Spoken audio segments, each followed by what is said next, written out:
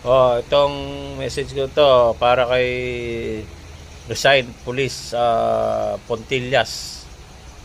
Yung mga hinaing mo tsaka yung mga sinasabi mo na hindi ka pwede, pag pulis ka pala, hindi ka pwedeng pahayag ng freedom of speech. May protocol kasi sinusunod sa PNP. Kung hindi mo naunawaan yon, tama lang na nag-resign ka.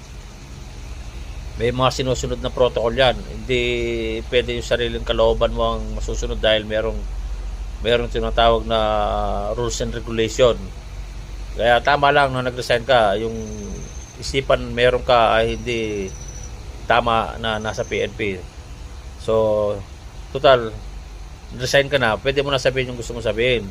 Pero kung habang pulis ka, hindi obra yung mga sinasabi mo na yon. Dahil cover ka ng rules and regulation. Kaya hindi obra mong i-insist yung rights to freedom to speech. Dahil cover ka ng rules and regulation under the PNP law, the PNP. Dahil nag-take out ka, nung nag-out ka, simula nag-out ka, pag-aari ka na ng gobyerno at ng PNP.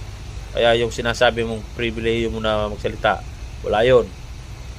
So yan, tama yung ginawa mo, nag-resign ka. Sabihin mo ngayon, magngawa ka ngayon, magdadakdak ka, sabihin mo na sabihin yung gusto mo sabihin. Di ba? Yan lang masasabi ko sa iyo, Pontillas.